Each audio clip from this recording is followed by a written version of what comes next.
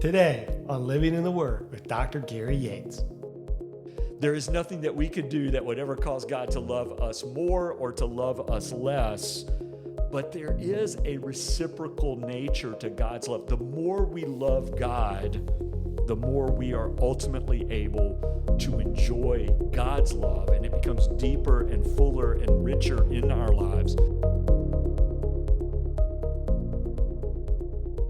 I'm Gary Yates, pastor at Living Word Baptist Church in Forest, Virginia. We are continuing with our second study on the biblical covenants.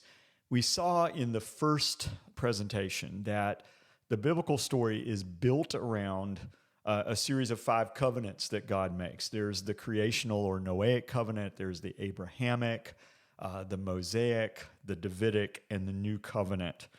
What I'd like to look at in this second video is more just the idea of what exactly is a covenant and what is the nature of the covenant relationships that God has with his people in the Bible. So we might just begin with a definition of what is a covenant. And the simple definition is that a covenant is a formal agreement that is confirmed between 2 or more parties. And so in our covenant and in the covenants that God makes with his people in the Old Testament, we have a superior God making a covenant and entering into a relationship and agreement with a vastly inferior people. And God only does that because of his mercy and his grace and his condescension to us. It is a gracious act of God to enter into these formal agreements. But to fill that out a little bit, Daniel Block gives this as the complete definition of a covenant in his latest study on the biblical covenants, and he says this: a covenant is a formally confirmed agreement between 2 or more parties that creates, formalizes, or governs a relationship that does not naturally exist, or a natural relationship that may have been broken or disintegrated. And I think part of that definition is important there. The last part of that God is establishing relationships that either did not naturally exist or that had been broken, and God is restoring in these covenants what had been lost from the very beginning when Adam and Eve sinned and rebelled against God. Now, sometimes to understand the way that God works in the Bible, it's helpful to see human illustrations that correspond or that correlate. And I think one of the great illustrations of a covenant at the human level in the Bible is found in 1 Samuel chapters 18 to 20, where we have the covenant between David and his friend Jonathan. And this covenant's a little bit different than ours with God because these are equal partners. Our covenant, again, with God is a superior with an inferior. But the idea of what they are committing themselves to is very much related to the type of covenant that we have with God. There is not a natural relationship that exists between. They're not family members. They're not brothers. They're not father and son, but they are being brought into a relationship by covenant.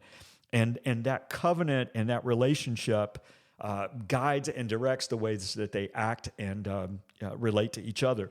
So they make the covenant in 1 Samuel chapter 18. They make certain promises and commitments to one another. There's a deep love and a deep friendship between David and Jonathan. And in chapter 20, we have this word where it tells us that they treat one another with hesed, or this word for steadfast love or kindness. And what that means is they look out for each other's best interest. And even when it's not in their own best interest, they do what is right and what is good and what is for the benefit of the other person. So Jonathan is willing to sacrifice his right to the throne because of the covenant commitment that he's made to David. And David, when he becomes king, gives up his right to exercise vengeance on Saul as his enemy because he's made commitments and promises to Jonathan. And so I think that idea of the relationship that did not exist being established and then looking out for the best interest of the covenant partner, that reflects in many ways what God has done for us. 2 of the key terms for covenant in the Bible are the word love and then also this word that we've already talked about, the word steadfast love, loving kindness, or the Hebrew word hesed.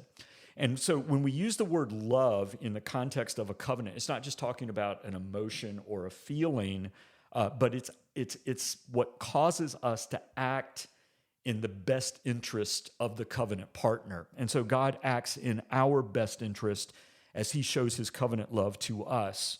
And so sometimes even in the ancient Near East, when the king of Egypt and the king of the Hittite, when they would make a covenant with one another, they might talk about the fact that they loved one another. And really what they were expressing there was the idea that they would be loyal and committed and faithful to this relationship. Now, what we have with the Lord is so much more than that, because it's a family relationship. There is a deep emotional love as part of that as well, but covenant love is acting in the best interest of that covenant partner. And then God, because of his covenant commitments, he acts towards us with this loving kindness or loyal love or steadfast love. And again, the Hebrew word is hesed, one of the most important theological words in the Old Testament. And again, this is the idea that God is abounding in this hesed. He's filled with that. That's what guides and directs his actions. And Exodus 34:7, he keeps his steadfast love for thousands or for thousands of generations. And so we can be confident that God will act toward us in terms of love and his loving kindness and loyalty. Those two key terms are really critical to what a covenant relationship involves. Now, in past studies of the covenants have often been divided between conditional and unconditional covenant. So conditional covenant, stipulations, conditions are attached. An unconditional covenant would be more of an open-ended promise. And those two types of covenant fit with the major types of covenants that we learn about in the ancient Near East. There would be what was called a suzerain vassal covenant, which is when a king would place certain demands on those who lived under his rule or who were under his authority by a covenant. And then the other type of covenant was more of a promise or a grant, the covenant of grant, which was a reward or a gift that was given to someone who had been faithful to the king. And so in the Bible, there are certainly covenants that are more conditional in nature.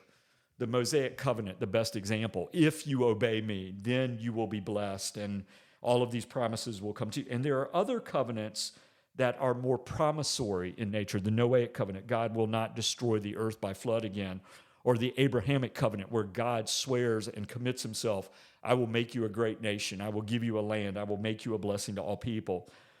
But what theologians have come to realize is that the distinction between conditional and unconditional covenants is somewhat artificial, because every covenant has both promise and stipulation and conditions within them. Okay? This is not just a covenant or a contract. This is a relationship that's being established. And so in a relationship, like in a marriage, there are promises, but there are also stipulations and conditions for the enjoyment of that covenant. And that's the way the biblical covenants work as well. All 5 of these major covenants have both promises and conditions and stipulations. And I think even the way that God related to Israel in covenant reflects both unconditional and conditional aspects. So at the beginning of the covenant, before God had ever entered into a covenant with Israel, God unconditionally chose Israel as his people.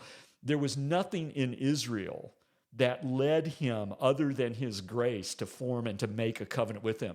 God says in Deuteronomy, you are not the greatest of peoples. That's not why I made a covenant. You're the least of people.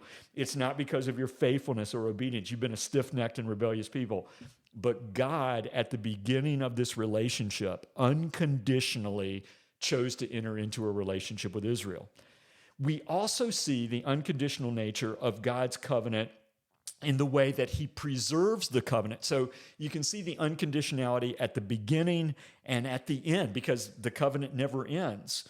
And God is unconditionally committed to the promises he's made, so that even when Israel fails, God keeps his covenant commitments and promises. He loves them with an everlasting love. And so even in Leviticus 26, Deuteronomy 30, even when you go into exile, I'll restore you and bring you back. And so it's an unconditional covenant at the beginning. It's an unconditional covenant at the end. But in the middle of that covenant, God conditionally promises to bless and to reward his people if they are faithful and obedient to the God. So there are conditions attached to the daily enjoyment of the blessings of the covenant. Not whether the covenant continues or ends, not whether God will ultimately fulfill the promises, but if I want to enjoy the benefits and the blessings, then I have to be faithful and obedient. So Deuteronomy 7:9 says that God keeps his steadfast love and his covenant to those who are faithful to him. So we often talk about, well, is God's love conditional or unconditional? And at an ultimate level, God's love for us is unconditional. There's nothing that causes God to love us in and of ourselves. There is nothing that causes God to save us or to enter into a relationship with us other than his grace and mercy. There is nothing that we could do that would ever cause God to love us more or to love us less. But there is a reciprocal nature to God's love. The more we love God, the more we are ultimately able to enjoy God's love, and it becomes deeper and fuller and richer in our lives. So there is a sense, there is an aspect of God's love that is conditional. And so God has entered into these covenant commitments where he promises to love, he promises to preserve, but he also says, I will bless, I will reward, I will help those who love me to experience at the deepest level the fullness of my love and blessing. The final thing that I wanted to talk about is that if we want to see the nature of the covenant between God and his people and what a covenant looks like when it's laid out, we can look specifically at the book of Deuteronomy in the Bible. Because the book of Deuteronomy reflects many of the same elements that would have been found in an ancient Near Eastern treaty in the days of Moses. And so in these covenants, and this is what the book of Deuteronomy does with God and Israel, at the beginning, the treaty would identify the parties that are involved. And so Deuteronomy at the beginning talks about the relationship between God and Israel. The covenant would also have a historical prologue. Like, this is the relationship that these two parties have had with each other. This is the relationship that exists. And God, in the opening chapters of Deuteronomy, reminds Israel all the things that he has done for them, and that's ultimately what will motivate their love and their faithfulness to the Lord. The verb to give appears like 175 times in the book of Deuteronomy, because what God has done for us and what God has given to us is ultimately what leads us to love him. We love him because he first loves us. And then the heart of the book are the stipulations of the covenant. And that goes really all the way from Deuteronomy chapter 4 all the way to Deuteronomy chapter 26. The general stipulations in chapters 4 to 11, love the Lord, fear God, keep his commandments, love him with all of your heart. And then the specific stipulations in Deuteronomy 12 to 26, this is how you live out your commitment to God. This is how you live in covenant with God, are actually a sermon from Moses that fills out, this is how you live out the Ten Commandments. An ancient Near Eastern covenant would also have the curses and blessings that go along with the covenant. And so in Deuteronomy 28, if you obey God, here are the blessings that you will enjoy. If you do not obey God, here are the cursings that he will bring upon you.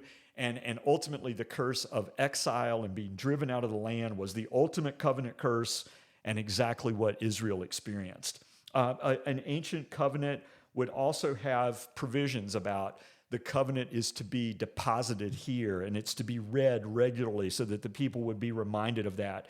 And those things are in the book of Deuteronomy as well. So what do we learn from all of this about the nature of God's relationship with his people?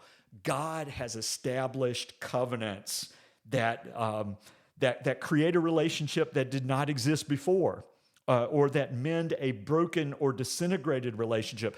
God has entered into covenant with us to restore that relationship with us. He's done that by his grace, and God acts toward us in love and in faithfulness, and God's hesed is a major part of his of who he is and his character in the Old Testament. Our response, though, and all of the covenants have stipulations and conditions, is to reciprocate God's love, to respond to him, and to love God, not to earn his merit, but because we are thankful for how God has loved us. As we work through the covenants, we will see that there are both blessings and responsibilities attached to that. We have a relationship with God. This is not just a contract. This is a relationship. And we love God because he first loved us. Thank you for being with me. I hope you'll join us for more on Living Word Press as we continue to study the biblical covenants.